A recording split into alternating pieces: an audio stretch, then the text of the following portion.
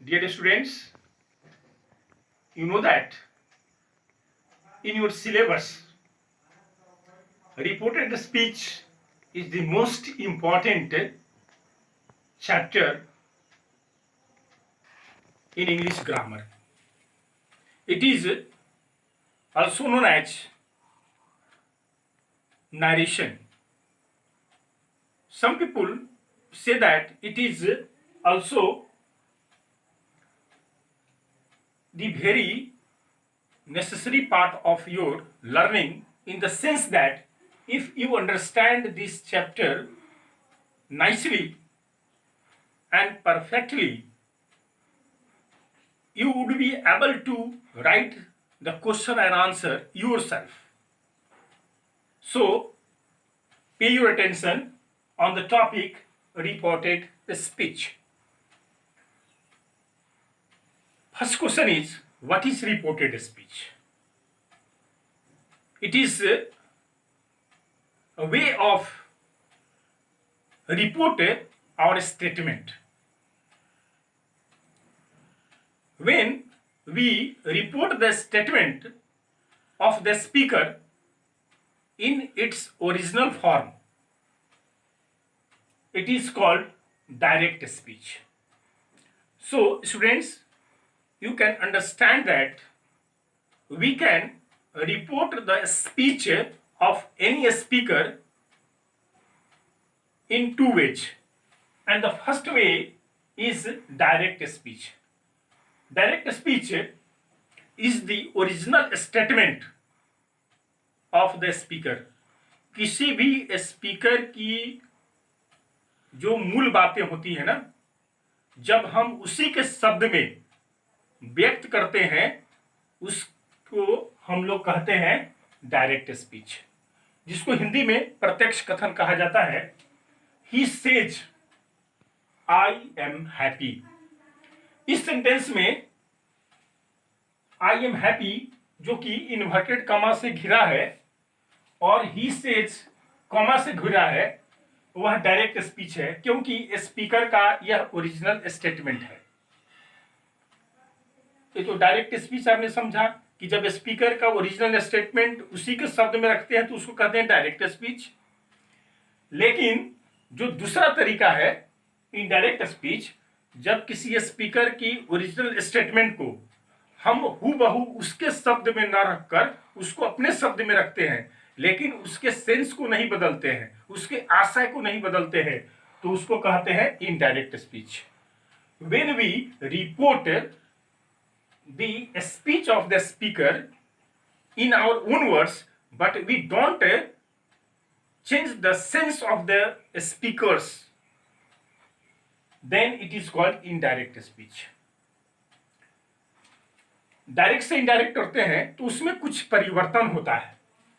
Comma को change करते हैं, उसके जगह पर आवश्यकता के अनुसार कंजंक्शन का प्रयोग करते हैं, दैट यहां लगा है, और इन्वर्टेड कॉमास को हटा देते हैं. He says I am happy, उसका इनडायरेक्ट होगा he says that he is happy. First person बदलता है सब्जेक्ट अनुसार, इसलिए ही हो गया.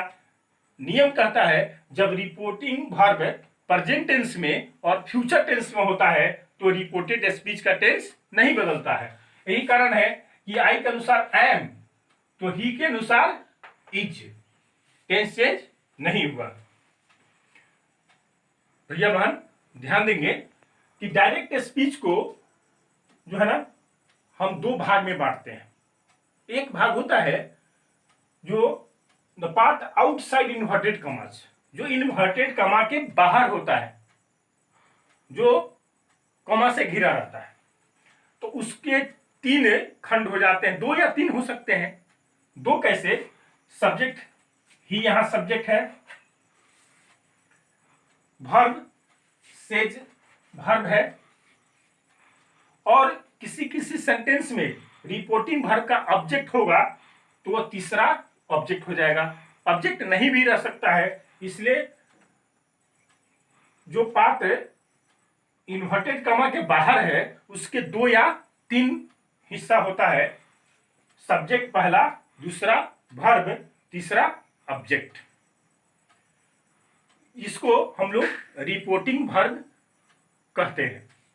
He said to me, I am ready to read। इसमें ही सब्जेक्ट हो गया क्योंकि वह स्पीकर है, वह बात को रख रहा है। सेड रिपोर्टिंग वर्ब हो गया और सेड का ऑब्जेक्ट क्या हो गया, मी, यह रिपोर्टिंग वर्ब हो गया। तो रूल कहता है जब रिपोर्टिंग वर्ब पास्ट टेंस में होता है तो रिपोर्टेड स्पीच का टेंस बदलता है। इसको जब बनाएंगे he said to me I am ready to read, तो सेड टू को बदल देंगे टोल्ड में। He told me that, first person बदलेगा सब्जेक्ट के अनुसार, ही, और यहाँ आई एम चेंज हो जाएगा, पास्ट टेंस में जाएगा, तो he was ready to read. प्यारे भैया बहन, अभी जिसको हमने समझा है कि the part outside inverted commas, उसको रिपोर्टेड स्पीच भी कहते हैं। किसी किसी ग्रामर की बुक में आप देखिएगा रिपोर्टिंग स्पीच भी लिखा है। तो अभी इसको हम कुछ और उदाहरण से समझेंगे।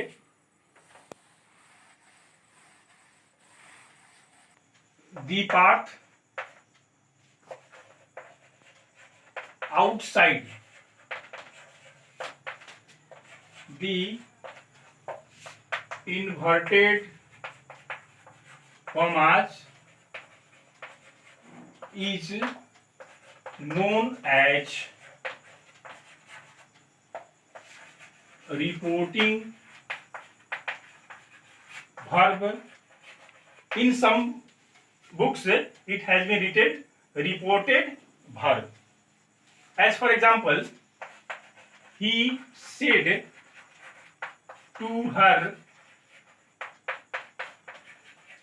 you are busy now. He said to will change into told. He told her, you are busy now. It is the assertive sentence, so it will take a conjunction that. Told her that. You will change according to the object, and her is the object and its subject is she. She, and reporting verb is in past tense, so tense will be changed. जब reporting verb past tense में रहता है तो reported speech का tense बदलता है, second person बदलता है ऑब्जेक्ट के अनुसार। तो ऑब्जेक्ट हर है, उसका सब्जेक्ट क्या हो जाएगा, she. She was busy, now का देन हो जाएगा, नाउ देन में चेंज होगा। तो ध्यान देने के बाद है जो पार्ट इन्वर्टेड कॉमास के बाहर होता है उसको रिपोर्टिंग वर्ब कहते हैं। उस रिपोर्टिंग वर्ब के 2 या 3 पार्ट होते हैं। पहला पार्ट है सब्जेक्ट, दूसरा पार्ट है वर्ब और तीसरा पार्ट है ऑब्जेक्ट। जैसे सब्जेक्ट, तो हम लोग अभी देखे हैं कि रिपोर्टिंग वर्ब को चेंज करना और जो रिपोर्टेड स्पीच है उसके सेंस के अनुसार हम लोग कंजंक्शन यहां दैट का प्रयोग किया क्योंकि ये सर्टिव सेंटेंस है। फिर डायरेक्ट स्पीच का दूसरा खंड है, वह B number, the part inside the inverted commas. जो इन्वर्टेड कॉमा के अंदर होता है उस पार्ट को हम लोग रिपोर्टेड स्पीच अर्थात रिपोर्टिंग स्पीच भी कहते हैं। रिपोर्टेड स्पीच, इसकी पहचान है कि यह इन्वर्टेड कॉमा से, जैसे you are busy now, you are busy now, यह रिपोर्टेड स्पीच है जो कि इन्वर्टेड कॉमा से घिरा हुआ है। मॉडर्न इंग्लिश ग्रामर में सिंगल इन्वर्टेड कॉमा चलता है। आप पुरानी किताब को देखेंगे उसमें डबल इन्वर्टेड कॉमा दिया हुआ है। डबल हो या सिंगल हो वह मायने नहीं रखता है। आपको यहाँ समझना है, जो पार्ट इन्वर्टेड कॉमास के अंदर होता है और स्पीकर का वह ओरिजिनल स्टेटमेंट होता है, अपने आप में पूरा अर्थ रखता है, उसको हम लोग कहते हैं रिपोर्टेड स्पीच। दूसरे शब्दों में, वह कलर जो स्पीकर को अपनी बात रखने में मदद करता है और अपने आप में पूरा अर्थ नहीं रखता है, उसको हम लोग कहते हैं रिपोर्टिंग वर्ब। और जो स्पीकर का मूल स्टेटमेंट होता है, अपने आप में पूरा अर्थ रखता है और इन्वर्टेड कॉमा से घिरा रहता है, उसको हम लोग कहते हैं रिपोर्टेड स्पीच या रिपोर्टिंग स्पीच। तो डायरेक्ट स्पीच के दोनों खंड को आपने समझ लिया। अब हम लोग देखेंगे कि डायरेक्ट से इनडायरेक्ट स्पीच बनाने के जो स्टेप हैं वह कौन कौन से स्टेप हैं। उसको हम लोग 6 भाग में बांट सकते हैं बहुत अच्छी तरह से समझने के लिए। तो पहला जो स्टेप होगा वह क्या होगा, उसको हम लोग देखें।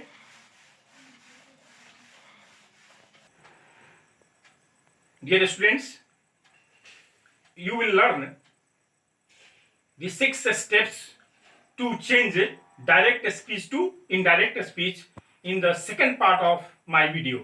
Thanks.